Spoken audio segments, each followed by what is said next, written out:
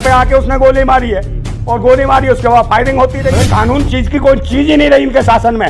कानून का बलात्कार हो रहा है, कानून को तोड़ा बरोड़ा। लेडी टाइप के लोग हैं जिन्हें कहा के नशा करते हैं, नशा पत्ता करते हैं और छुटवैये क्रिमिनल है। जैसे उन्होंने फायरिंग करी थी उसी वक्त ये लोग फायरिंग करते और उन तीनों को सुला देते, मगर उन्होंने सुलाना नहीं, उन्हें तो एक फिल्म बनानी थी, प्रोजेक्ट करनी, क्योंकि एक बार का सांसद था, 5 बार का विधायक था और उसका भाई 2 बार विधायक रहा। क्या करा आपने? उसकी हत्या करवाई। और उनको क्या करा? जिन्होंने हत्या करी वो क्या कर रहे थे वहाँ?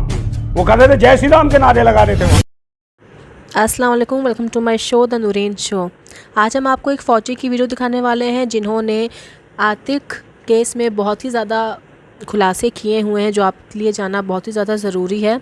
इन्होंने पुलिस के रवैये पे भी सवाल उठाया है कि पुलिस अपनी ज़िम्मेदारी से पीछे हट गई जब ये चीज़ हो रही थी। सारी चीज़ें जो थी वो प्री प्लान्ड थी। अब ये सारी चीज़ों का खुलासा ये धीरे धीरे कर रहे हैं। कुछ बातें इन्होंने इसमें कही हैं, कुछ बातें बताई हैं।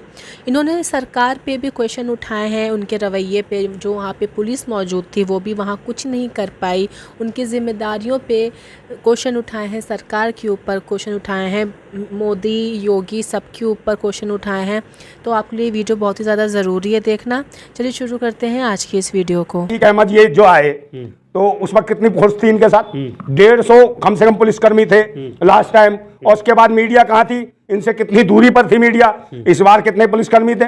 मात्र 17 पुलिसकर्मी बताए कि जिन्हें सस्पेंड किया गया है। तो 17 पुलिसकर्मी इस बार। और क्यों उन्हें परेड करा रहे थे? और किसने ये प्रेस कॉन्फ्रेंस का आयोजन किया? किस सरकार ने किया? पुलिस ने किया? ये संदेह पैदा करता है सरकार के ऊपर भी और प्रशासन के ऊपर भी। यही तो मैं कह रहा हूं कि जो गैंगस्टर है भाई, मीडिया से कैसे आप करवा रहे हो? उसका साक्षात्कार तो करा रहे हो। और मीडिया आ गई, मीडिया आने के बाद किस तरीके से हुआ? 3 लोग जो नशेड़ी टाइप के लोग हैं जिन्हें कहा के नशा करते हैं, नशा पत्ता करते हैं और छुटवैये क्रिमिनल है ये, समझे नहीं? उनसे जाके उनकी हत्या करा दी और वो फायरिंग कर रहे हैं वहां। और जब फायरिंग कर रहे हैं तो आपने देखा होगा, मेरे पास वीडियो, देखिए मेरी बात सुन लीजिए। फायरिंग कर रहे हैं तो उन दोनों दोनों जो थे, आतिक अहमद और उसका भाई, उन दोनों को हथकड़ी लगी हुई थी। हथकड़ी लगी तो स्थिति ये थी कि वो बिल्कुल सर पे आके उसने गोली मारी है और गोली मारी उसके बाद फायरिंग होती रही है। तो इसका मतलब क्या था? उनको हथकड़ी में बंधे तो बचाव भी नहीं कर सकते थे अपना, और पुलिस की मर्जी से लगा के इसे करवाया गया। अगर उन्हें गोली मारी तो पुलिस का काम क्या था? पुलिस का काम था कि उसके सुरक्षा के माध्यम से जो सुरक्षा प्रदान करनी चाहिए थी, क्योंकि एक बार का सांसद था, 5 बार का विधायक था और उसका भाई 2 बार विधायक रहा। तो ये क्या करा आपने? उसकी हत्या करवाई। और उनको क्या करा? जिन्होंने हत्या करी वो क्या कर रहे थे वहां? वो कर रहे थे जय श्री राम के नारे लगा रहे थे वहां। तो क्या दिखाना चाहते हैं इस देश में? समझे, चिलमची है, नशेड़ी है, तिलक तंबू लगा के जिस मर्जी को डराएंगे जय श्री राम करने। ये गैंग बना रखा है इन लोगों ने और ये राष्ट्र के संविधान को तार-तार कर देंगे।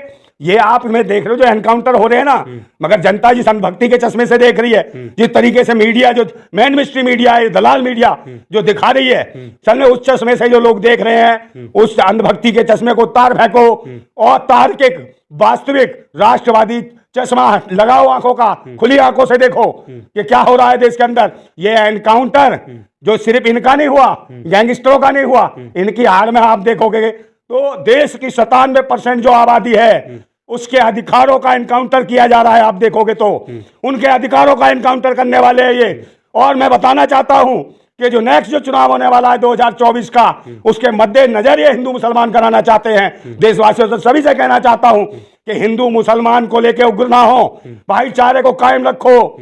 इस देश के ऊपर आतंकवादी देशद्रोही शासन कर रहे हैं। कानून का कहीं कोई बोलबाला नहीं है।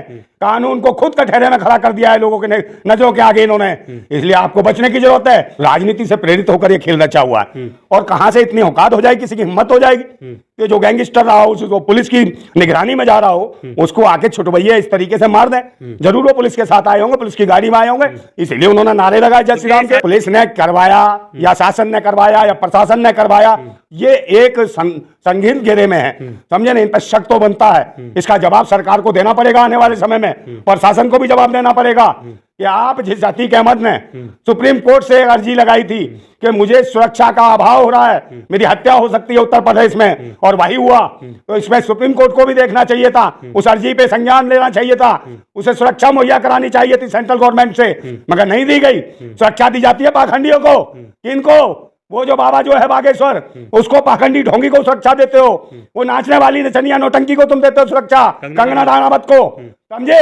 और जब जिसको देनी चाहिए, जो मांग रहा है, 5 बार का विधायक था, वो सांसद था, क्रिमिनल था, तो ठीक है एनकाउंटर हो जाता, पुलिस कर देती तो भी समझ में आता। हमारे पुलिस ने जिस तरीके से ये छोटे भाइयों से कराया, समझे नहीं, छोटे भाइयों से कराने के बाद उसके बाद जय श्री राम के नारे लगवाए, तो इससे साफ साफ दिखाई देता है कि कहीं ना कहीं सरकार और प्रशासन मिला हुआ था और इसकी जांच होनी चाहिए। मगर जांच करे कौन? केंद्र में ये बैठे हैं, प्रदेश में ये बैठे हैं, हर जगह ये बैठे हैं, चुनाव आयोग पे ये बैठे हैं। भाई इनसे कोई उम्मीद नहीं की जा सकती, जो हो गया सो हो गया। अब तो इस पे ये है कि गोली का बदला गोदली, मतलब कानून चीज की कोई चीज ही नहीं रही इनके शासन में। कानून का बलात्कार हो रहा है, कानून को तोड़ा मरोड़ा जा रहा है, संविधान की हत्या हो रही है, बाबा भीमराव अम्बेडकर के विचारधारा को तार तार किया जा रहा है। पाखंडियों की शुरू से सोची समझी साजिश है।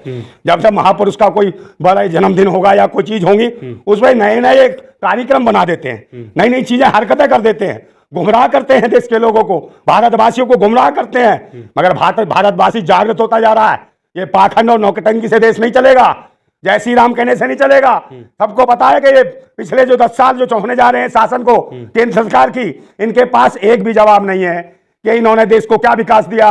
इसलिए 10 साल से सिर्फ हिंदू, मुसलमान, सिख, ईसाई, जात पात इसी पे लगे हैं और इसी को उन्माद बनाते हैं, इसी को करना चाहते हैं हिंदू मुसलमान। इसलिए उन्हें बुलाया, उन 28 गिरों को, और जय श्री राम के नारे लगवा दिए और बड़े प्यार से पुलिस ने कहा कि आओ दामाद जी, हम आपको सरेंडर कर लेते हैं। ये काम हो रहे हैं इनके। भाई ये आतंकवादी देशद्रोहियों को क्यों संरक्षण दिया जा रहा है? अगर वो था अतीक अहमद, ठीक है, सबको पता था गैंगस्टर था, पुलिस कर देती एनकाउंटर, हमें कोई परेशानी नहीं थी। मगर कानून भी तो था, तो कानून को भी तुमने एनकाउंटर कर दिया, समझे? कानून को भी एनकाउंटर करने में लगे हो, संविधान को भी एनकाउंटर करने में लगे हो, संविधान में दिए हुए भारतीयों के अधिकार का भी एनकाउंटर कर रहे हो, पर्दे के पीछे किसानों का एनकाउंटर कर रहे हो, शिक्षकों का एनकाउंटर कर रहे हो। देखिए जो भी है, कोई भी आदमी, किसी का बच्चा मरता है तो दर्द सबको होता है, चाहे जानवर ही क्यों ना हो, उसको भी दर्द होता है, दर्द हुआ होगा कोई इसमें निश्चित। मगर दर्द इस बात का हुआ होगा कि उसके बेटा कोई बेगुनाह था, उसे लगता कि भाई बेटा को क्यों मारा, मुझे ही मार देते। तो कहीं ना कहीं झंझलाहट में मानसिक संतुलन हो सकता है, कुछ कह सकता है आदमी, मैं तुम्हारी कस्टडी में रह के किसकी हत्या कर देगा वो अतीक अहमद? मगर तुम्हारी कस्टडी में उसकी हत्या हुई है, तुमने करवाई। जब तक वो खुला घूम रहा था तब तक कोई उसे हाथ लगाने वाला नहीं था, और तुमने गिरफ्तार कर लिया, पकड़ लिया, उसके बाद उसके जान को खतरा हो गया, सुप्रीम कोर्ट तक को अर्जी देनी पड़ी, मगर सुप्रीम कोर्ट ने भी सुनवाई नहीं करी। इस पर यह सवाल बनता है कि शासन, प्रशासन, न्यायपालिका क्या कर रही है? पुलिस वालों की नज़रों के सामने इतना बड़ा कांड हो गया और पुलिस वाले वहाँ कुछ नहीं कर पाए। 150 से ज़्यादा पुलिस वाले वहाँ पे मौजूद थे, लेकिन वहाँ पे वो आंखें मूंद के खड़े हुए थे। इस बारे में आपका क्या कहना है? कमेंट सेक्शन में हमें ज़रूर बताइएगा। फ़िलहाल इस वीडियो में सिर्फ इतना ही, फिर मिलेंगे जल्दी एक नई वीडियो के साथ में। आपको हमारी वीडियो पसंद आ रही हो तो वीडियो को लाइक करिएगा और हमारे चैनल को ज़रूर से सब्सक्राइब करिएगा।